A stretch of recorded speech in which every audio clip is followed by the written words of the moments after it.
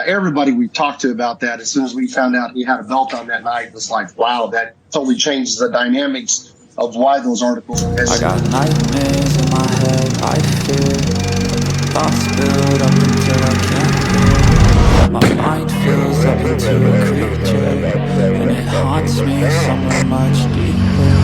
I got nightmares in my head, I fear the thoughts build up until I can't hear. That my mind fills up into a creature, and it haunts me somewhere much deeper.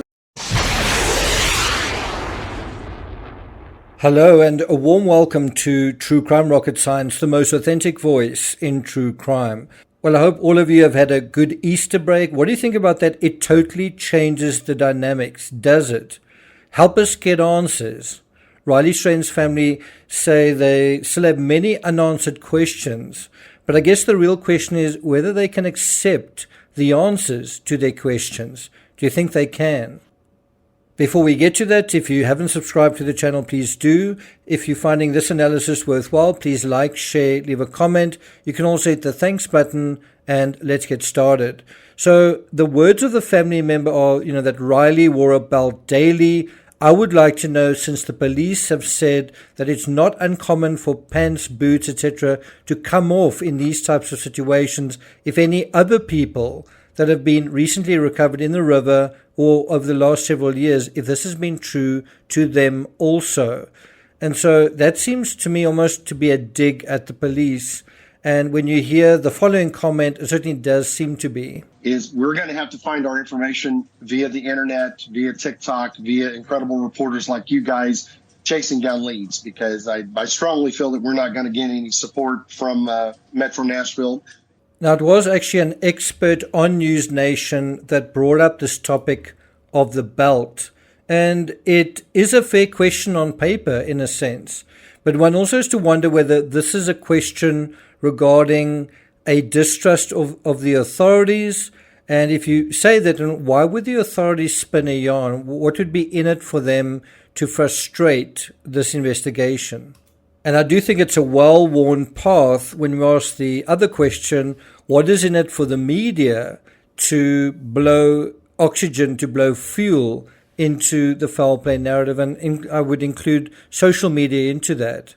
Now, if we take a neutral stance and we say, what you can imagine a situation where a body is in water for 2 weeks, that there would be ample opportunity, especially if this body moves 8 miles through the water, not 800 meters, not 80 meters, but 8 miles.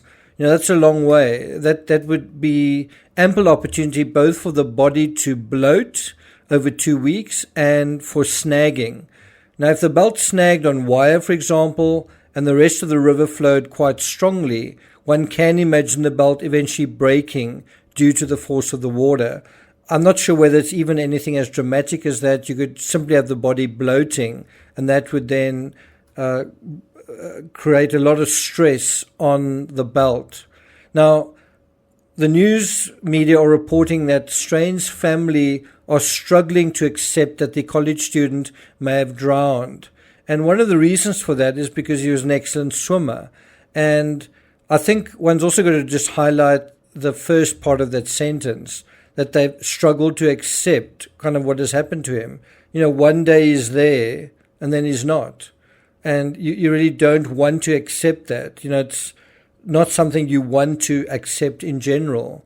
And so one can certainly feel sympathy towards Riley's family, but again, one must be careful not accepting you've got to be careful rejecting information because you don't like what it suggests. You don't like the symbolism within that information, right? In other words, are you rejecting information because of a potential bias? But the reality is, if someone is an excellent driver, for example, right, and they are severely under the influence, then they are rendered worse drivers than even below average drivers, right? And, I don't think anyone can dispute the fact that Riley was struggling even to walk, right? So if you take that, just if you had him swim in a swimming pool, one that was transparent and well lit, how well do you think he would swim if he was so disoriented when he was trying to walk? And of course, it's not going to be well lit. It's going to be dark. It's going to be even more disorienting than trying to walk down the street. And it does appear that he got lost, right? Even though he had his phone with him, it does appear that he got lost. And then the other side, and he couldn't seem to text in a way that was, I suppose one could argue that his texts were not necessarily making sense, although some people say that the words that he used were sensible.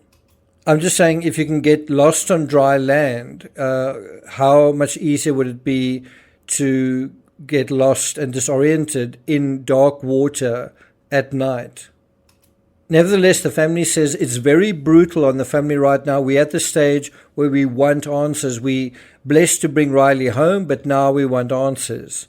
And then you've just heard him saying, Chris Dingman saying, that Riley had a swimmer's body and that the belt would have been snug to him riding on his hips.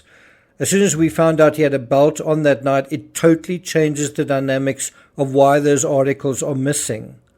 Again, I think to be fair, snug is something that would have changed over the passage of time. I think one's got to bear in mind that he was in this water for 2 weeks, not 2 hours and not 2 days. And a lot can happen in that period of time.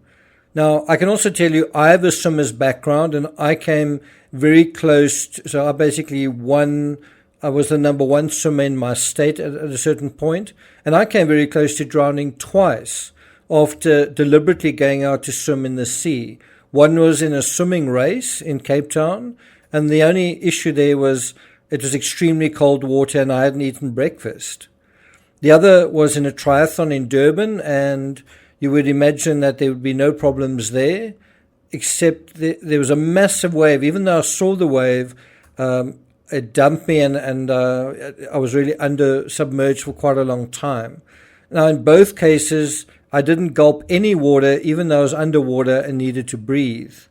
So, if they'd found me afterwards and there was no water in my lungs, what would people have said about me? Anyway, the difficulty for Riley's family is that whatever happened to him is going to be hard to accept. At least by going down the foul play path, you can kind of imagine that they've got something to shake their fists at, something to possibly be angry about. The alternative, though, is even more tragic, and one might say avoidable. If what happened to him was an accident, well, then that was avoidable, to something that could have been prevented. And that makes it so much worse. By the way, in America, an average of 4,000 people drown per year. That's an average of 10 fatal drownings every day. Drowning is the leading cause of unintentional injury-related death for children under the age of 4. 5 times that number of people are murdered, though, in America, but the point remains a significant number of people drown by accident every day in America. So it is important to have a balanced approach, to know all of the facts and have a sense of perspective in terms of the information we do have. Also bear in mind, Riley's toxicology reports are still pending. Thank you for listening, and I'll see you guys next time.